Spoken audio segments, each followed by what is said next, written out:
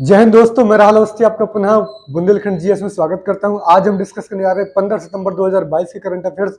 15 सितंबर 2022 को क्या क्या रेलिवेंट था, आइए शुरुआत करते हैं टॉपिक्स के साथ। देखिए 15 सितंबर को हर वर्ष इंजीनियर्स डे के तौर पर मनाया जाता है, जिसको हम भारत में मनाते हैं। भारत का इंजीनियरिंग दिवस या इंजीनियर्स डे मनाया जाता है, जिसको हम 15 सितंबर को सेलिब्रेट करते हैं। ये हमारे भारत के एक सुप्रसिद्ध इंजीनियर एम विश्वेश्वरैया जी के जन्म दिवस के तौर पर मनाया जाता है। आपकी जानकारी के लिए बता दूं, एम विश्वेश्वरैया जो थे वो भारत के सबसे बड़े सिविल इंजीनियर कहे जाते हैं। उनको इतना नॉलेज था कि एक बार एक ट्रेन में ट्रैवल कर रहे थे अंग्रेजों के जमाने में। एक बार एक ट्रेन में ट्रैवल कर रहे थे, तो उस ट्रेन में ना कहीं पटरियां ना उखड़ी हुई थी। तो एक ट्रेन के जो पहियों की आवाज ना गिर्रे गिर्रे गिर्रे गिर्रे की आवाज आ रही थी, खट खट खट खट की आवाज आ रही थी। तो इन्होंने ट्रेन में बैठे हुए बैठ के ना ये चीज आवाज सुनी कि घर घर की आवाज आ रही। तो इन्होंने क्या बोला, अपना जो मैसेज है ना वो ट्रेन के ड्राइवर को बोला कि देखिए भाई, ट्रेन को रोक दीजिए, नहीं तो ट्रेन आगे पलट जाएगी, क्योंकि आगे पटरियां उखड़ी हुई हैं। तो अंग्रेजी ने बोला ऐसे कैसे, मतलब ट्रेन तो बढ़िया चल रही है। तो उसने बोला देखिए जो आवाज आ रही है पटरियों पे जो ट्रेन चल रही है ना, उसकी घिट्टी घिट्टी की आवाज आ रही है ना, उस वजह से क्या हो रहा है, इसका अंदाजा लगाया जा सकता है कि आगे कुछ ना कुछ तो प्रॉब्लम है। और एक विद्वान जो अंग्रेज बैठा था ना, उसने इनकी बात मानी और उसने ट्रेन को रुकवा दिया। जैसे ट्रेन रोकी गई और आगे जाने पर लगभग 1 से 2 किलोमीटर आगे चलने पर, पैदल चलने पर पता चला कि ट्रेन की पटरी उखड़ी हुई है। तो इस प्रकार के थे हमारे एम विश्वेश्वरैया जी। तो उनके जन्म दिवस को हम इंजीनियर्स डे के रूप में सेलिब्रेट करते हैं। आज ही के दिन 15 तारीख को क्या होता है कि इंटरनेशनल डेमोक्रेसी डे या अंतरराष्ट्रीय लोकतंत्र दिवस के रूप में मनाया जाता है। लोकतंत्र, डेमोक्रेसी का मतलब ये है, अब्राहम लिंकन ने कहा था कि डेमोक्रेसी वो सरकार जो लोगों के द्वारा लोगों के लिए चुनी गई है। Government elected by the people and for the people. ऐसी सरकार होनी चाहिए जो लोगों के द्वारा चुनी गई है और लोगों के लिए हो, तो वो डेमोक्रेसी कहलाएगी, जिससे लोकतंत्र कहते हैं। तो ऐसी लोकतंत्र की सरकार को बनाए रखने के लिए, लोकतंत्र का प्रभाव बढ़ाए रखने के लिए, राजशाही से दूर रखने के लिए लोकतंत्र दिवस को मनाया जाता है। यूनाइटेड नेशन ने इसको शुरू किया था। चलिए हम बात करेंगे उसके बारे में। तीसरी न्यूज होगी हमारी, वो होगी एक जागृति अभियान चलाया गया या कैंपेन चलाया गया। और एक चौथा न्यूज होगा वो हमारा स्कूल में ब्रेकफास्ट देने से संबंधित एक न्यूज होगी। तमिलनाडु सरकार ने स्कूल में ब्रेकफास्ट दिए जाएंगे बच्चों को, 1 से 5 तक के बच्चों को, उनके लिए चलाया गया है। ऐसी न्यूज है हमारे पास। इसके अलावा और भी छोटी छोटी न्यूज होंगी। एक विश्व चैंपियनशिप चल रही है रेसलिंग की, उसमें हमारी एक रेसलर है, कुश्ती मतलब जो करती हैं, उन्होंने 2 पदक जीते हैं। ऐसा करने वाली प्रथम वुमेन बन गई हैं, जिनका नाम है बिंगेस फोगाट। चलिए हम बात करते हैं अब करंट अफेयर्स की वन बाय वन।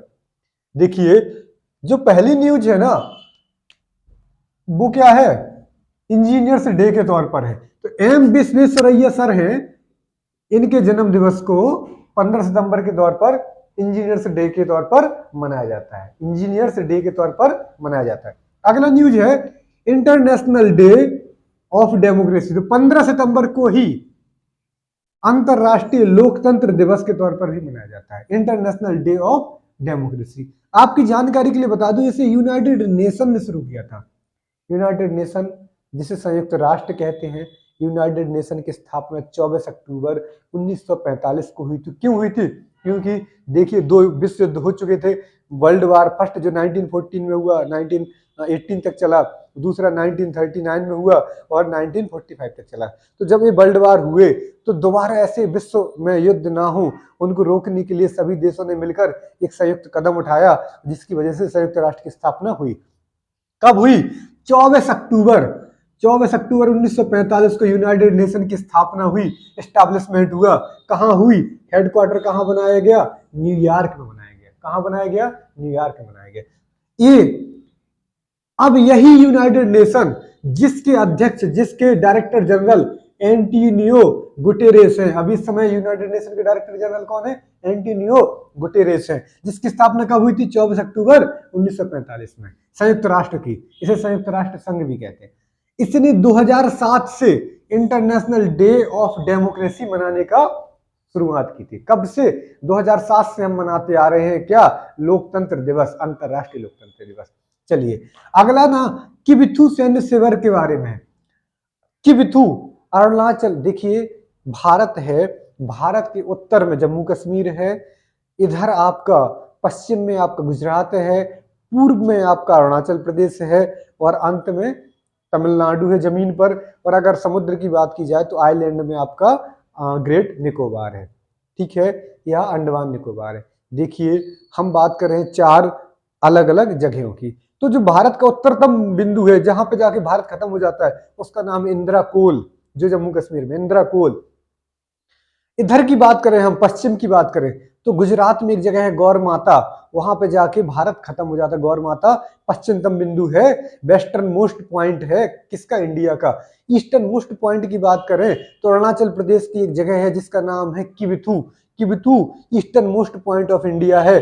और दक्षिण की बात करें, अगर साउथ की बात करें तो तमिलनाडु का एक जगह है कन्याकुमारी, जो सबसे लास्टतम लैंड पॉइंट है।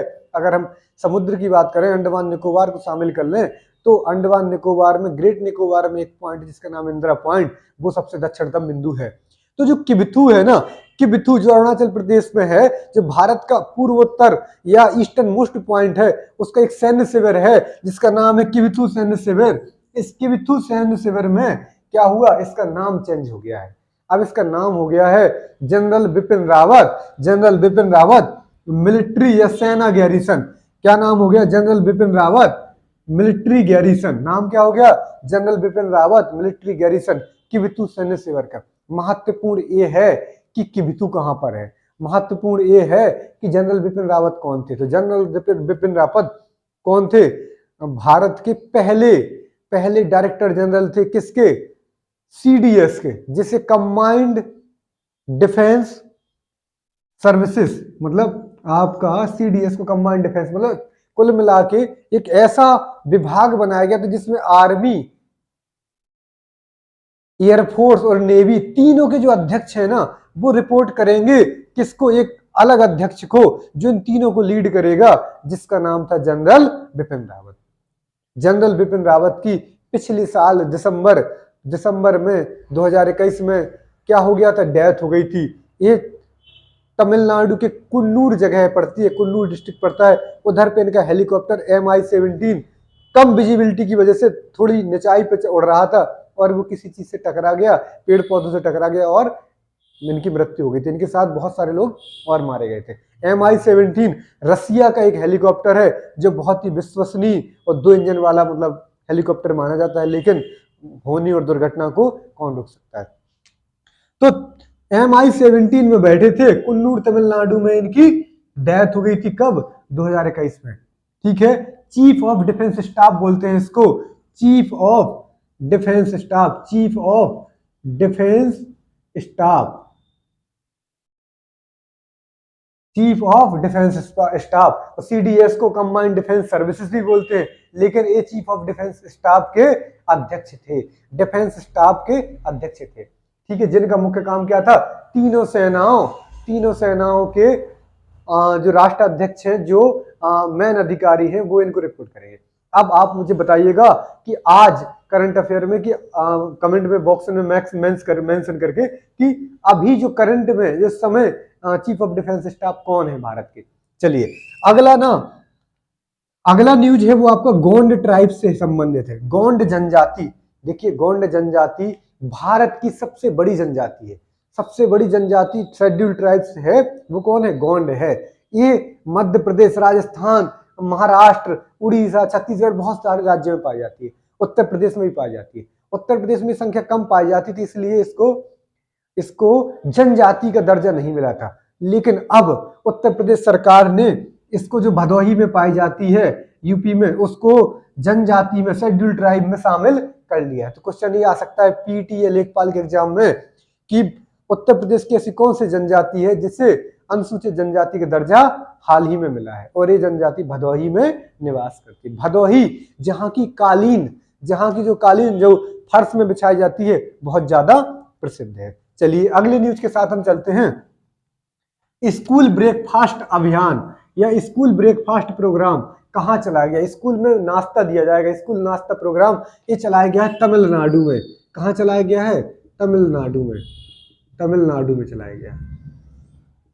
इसमें कक्षा 1 से लेकर कक्षा 5 तक के, 1 से लेकर 5 तक के बच्चों को नाश्ता दिया जाएगा। और ऐसा नहीं, न्यूट्रिशन से संबंधित नाश्ता दिया जाएगा, अच्छा नाश्ता दिया जाएगा, ताकि वो कुपोषण और अन्य बीमारियों से दूर रहे।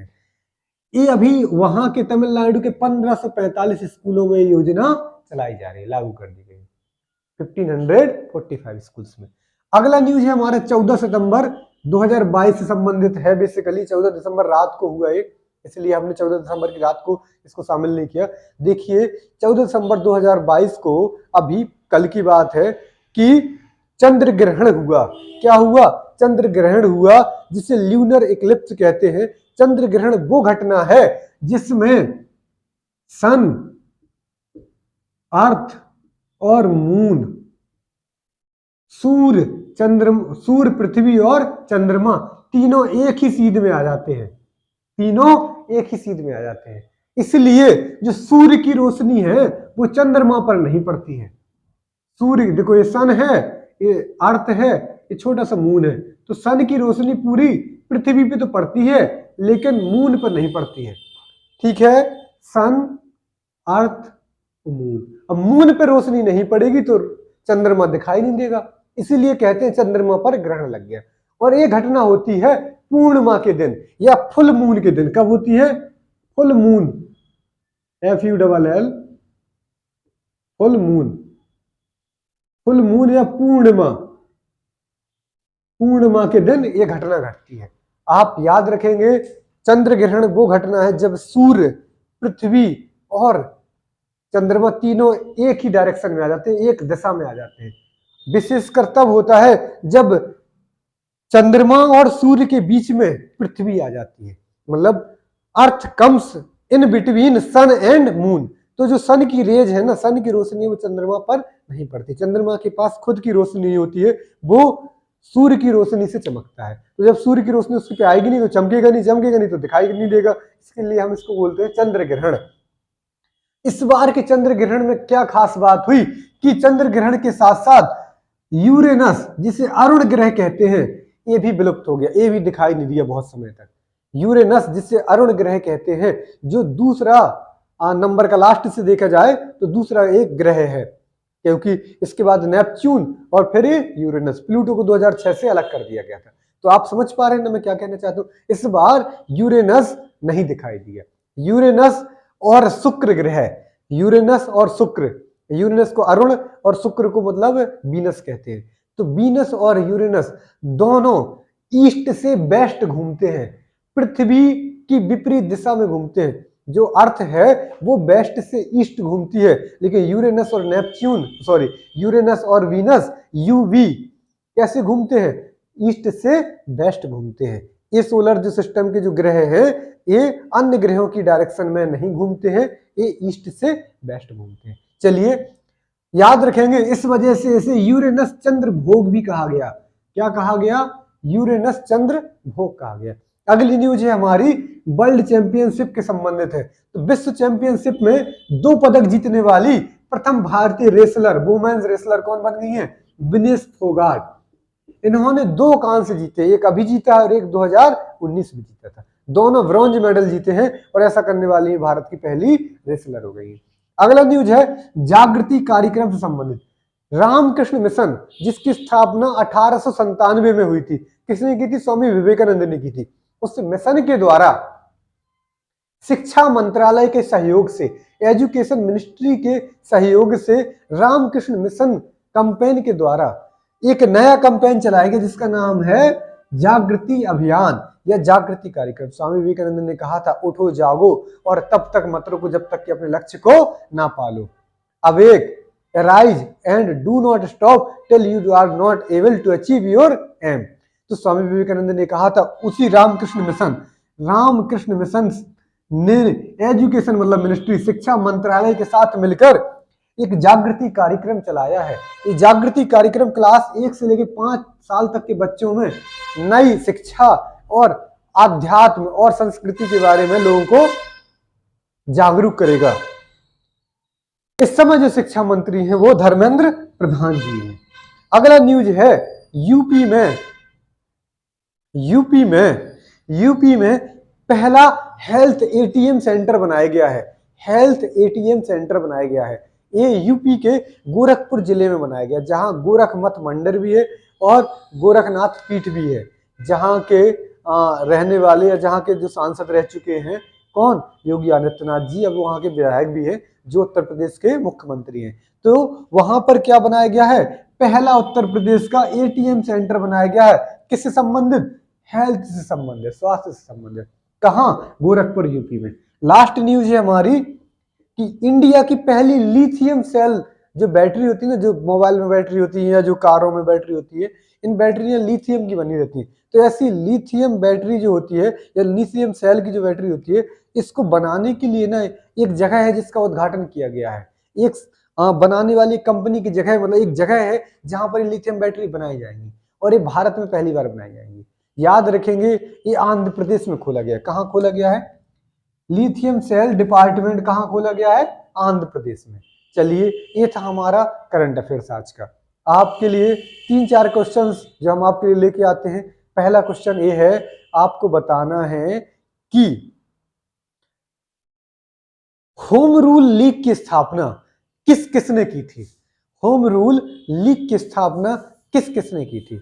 दूसरा क्वेश्चन है आपका, दूसरा क्वेश्चन है सत्यशोधक समाज। सत्यशोधक समाज, ठीक है, इसको एस्टैब्लिश किसने किया था। सत्यशोधक समाज को एस्टैब्लिश किसने किया था। तीसरा, पूना पैक्ट किस किस के बीच में साइन हुआ था। चौथा क्वेश्चन बताइए, अनटचेबिलिटी एक्ट जिसे छुआछूत का अधिनियम कहते हैं, संविधान के किस अनुच्छेद के अंतर्गत आता है। पांचवा, शिक्षा का अधिकार जिसे राइट टू एजुकेशन एक्ट कहा गया है, वो किस संविधान संशोधन के द्वारा और किस आर्टिकल में लिखा हुआ है। चलिए, अपना ध्यान देते रहिए, पढ़ते रहिए, मुस्कुराते रहिए और ध्यान से देखते रहिए वीडियो। कंसिस्टेंसी मेंटेन रखिए। बार बार कहता हूं, आप अगर एक दिन का भी छोड़ देंगे तो आपका करंट तो कम जाएगा, स्टैटिक बहुत ज्यादा चला जाएगा। इसलिए आप पढ़ते रहिए, अपना ध्यान देते रहिए। Thank you.